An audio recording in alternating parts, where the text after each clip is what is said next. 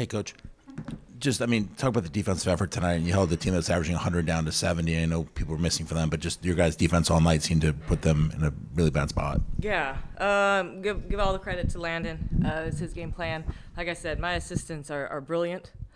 I'm going to give him a ton of credit, and then obviously the players, locking into the details that we wanted to take away. We talked about adding extra pressure tonight just because they have so many different point guards that bring up the ball. So just, again, credit to Landon, and then our players bringing that type of heat. With the amount of days off, though, it almost felt like we were some caged animals, like, ready to go. And so it was really good to see those constant, hits, I guess I would say.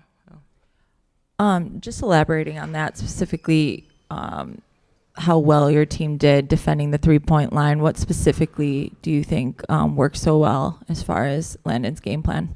Yeah, I would say our players really bought into, obviously picking them out a lot earlier. Our main focus, too, was obviously, there's so much talent on that team, from Stewie to Jonquel Jones, Maureen Johannes. We were definitely making sure, because she averages 9 threes a game, so that was definitely someone we highlighted. We kept her to 0. But, again, an incredible player that requires a lot of attention. So, again, just locking into the game plan was really key. Just speaking of that game plan, a little bit of a process question. When you're trying to implement that in practice, do you approach it with like a whole part whole, or do you do like a walkthrough before getting into that? How do you try to get the players to that? And also, how much does the time off help with implementing it?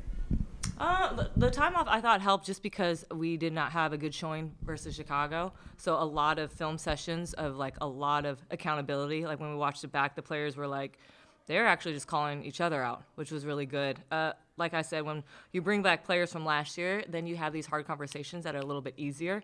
So the accountability piece from the last game was there. And then, yes, we get to work on different tactics I thought we did really good at.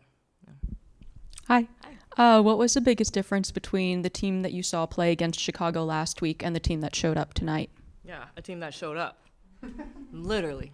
That's the biggest difference. I don't think we gave, and that's on me. Like I said, I did certain things to prepare for the game that probably wasn't the right thing. So I just made sure I held myself accountable on doing the opposite of what I did. And the girls did a great job responding. And then usually when, again, we see bad film, they usually respond really well. What specifically did you change from your preparation last game to this game? Just getting them ready. I don't think I did a great job of putting in the intent and putting in the type of movement that I needed. And so, again, that's on me. I manage the movement. I manage the intensity of practice. Medical does give me the reins of a green, orange, red day, and I didn't do a good job. But I felt intentionally we all worked together on making sure this week was exact. Yeah. Natalie, when you guys are coming off 8 days of rest, but you have this back-to-back tomorrow, what's the thought process in leaving your starters in late when you're up by 20 at that point in the game? Is it we've had all this rest, they can stay in? What's kind of your mindset there? We played a lot of players, and so no one got more than 27, 28 minutes. We've conditioned this whole week for this, But you also can't sleep on players like Rebecca Gardner, Rebecca Allen. Those are elite. These are still elite players. That's not a team that you sleep on. Julie Van Loo, Alex Fowler, Han Shu. That's not a weak team. That's also a team that actually probably could start. So we don't relax. They don't relax, and we got to understand too. Those are minutes of quality minutes. And what I loved about Mila, Jack, Ja, Caitlin, LA, they had that intensity still. They didn't let up. And so sometimes you want that type of, like I said, that movement. You want to keep that movement. We're in shape. We did a lot of, like I said, resting, but then intense workouts to prepare for this back-to-back, But I got to get out of here, though. So are we done? I just wanted to follow up on the accountability piece you mentioned before. Just a couple parts of that. How do you demonstrate to your team that you are, taking on level accountability, and how do you try to foster accountability between teammates, like you're saying about them calling each other out during games? Yeah, that's just the care factor that we have for one another. We genuinely really love each other like a family, and when you have a family that cares for you, they won't let you down. and they have your back, and they actually want to tell you the truth to make you better.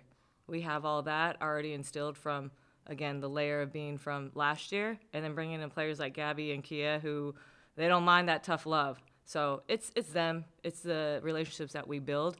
And they all said, like, we want to be pushed, coach. And then I said to them, too, like, I want to be pushed, too. So tell me what you need. So it's always open conversation and tough conversations that we have. Thank you.